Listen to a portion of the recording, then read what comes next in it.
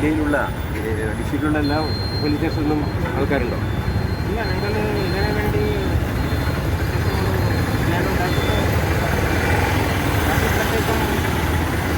ഇവിടെ വെച്ച് മാർക്ക് അറിയാം.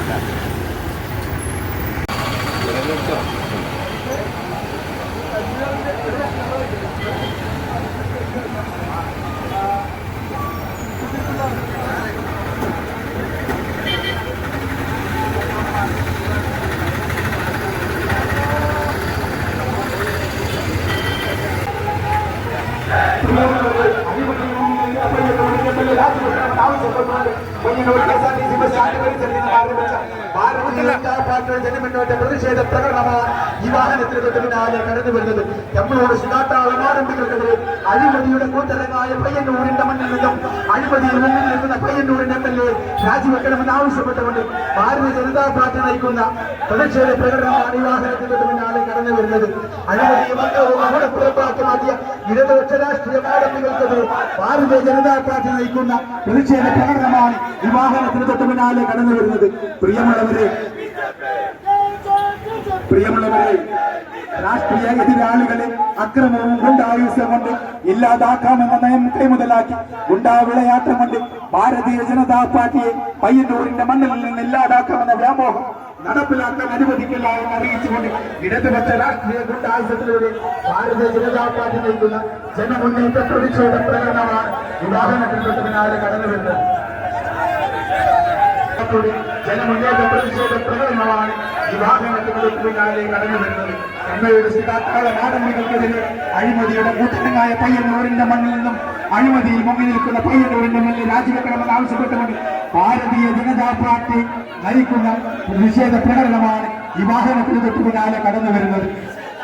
അഴിമതിയും അക്രമവും കൊലപ്പുറപ്പാക്കി മാറ്റിയ ഇടതുപക്ഷ രാഷ്ട്രീയ മാടമ്പികൾക്കെതിരെ ഭാരതീയ ജനതാ പാർട്ടിയുടെ ആഭിമുഖ്യത്തിൽ പയ്യന്നൂർ KSRTC ബസ് സ്റ്റാൻഡ് പരിസരത്ത് നിന്നും ആരംഭിച്ച പ്രതിഷേധ പ്രകടനമാണ് ഈ വാഹനത്തിന് തൊട്ട് പിന്നാലെ കടന്നു വരുന്നത്. പയ്യന്നൂർ KSRTC ബസ് സ്റ്റാൻഡ് പരിസരത്ത് നിന്നും ആരംഭിച്ച് ഭാരതീയ ജനതാ പാർട്ടിയുടെ ജനമുന്നേറ്റ പ്രതിഷേധ പ്രകടനമാണ് ഈ വാഹനത്തിന് തൊട്ട് പിന്നാലെ കടന്നു വരുന്നത്. കമ്മ്യൂണിസ്റ്റ് കാട്ടാളം ആരംഭികൾക്കെതിരെ അഴിമതിയുടെ കൂത്തരങ്ങായ പയ്യന്നൂരിന്റെ മണ്ണിൽ നിന്നും ജനമുന്നേറ്റ പ്രതിഷേധ പ്രകടനമാണ് ഈ വാഹനത്തിന് തൊട്ട് പിന്നാലെ കടന്നു വരുന്നത്.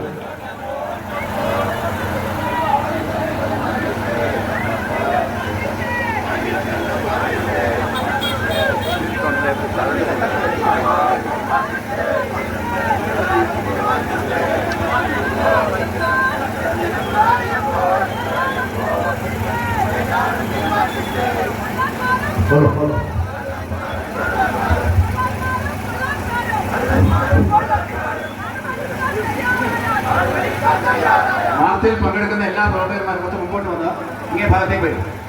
ഇങ്ങോട്ടേക്ക് വന്നു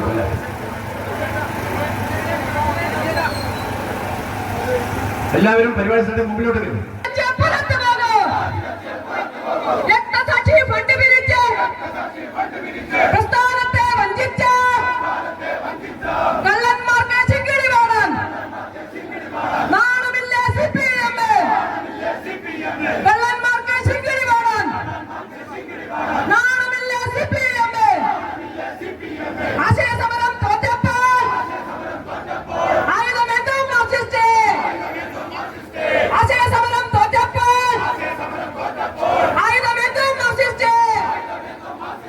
സത്യം ജനങ്ങൾ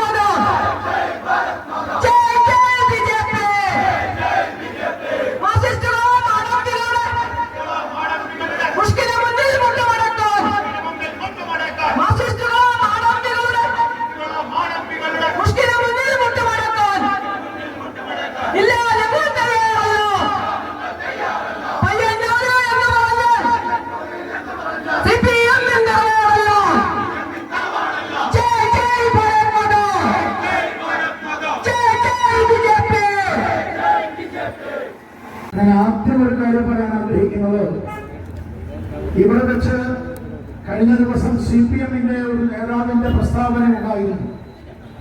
BJP-യുടെ പ്രവർത്തകർ മാർച്ച് നടത്തിയപ്പോ ആ മാർച്ച് നടത്തിയതിനിടയിലേക്ക് കയറി ഞങ്ങളെ ഉപദ്രവിച്ച് ആക്രമിച്ച് ഞങ്ങളെ എതിർക്കാൻ ശ്രമിച്ച ഒരു പ്രസ്താവന ഉണ്ടായിരുന്നു.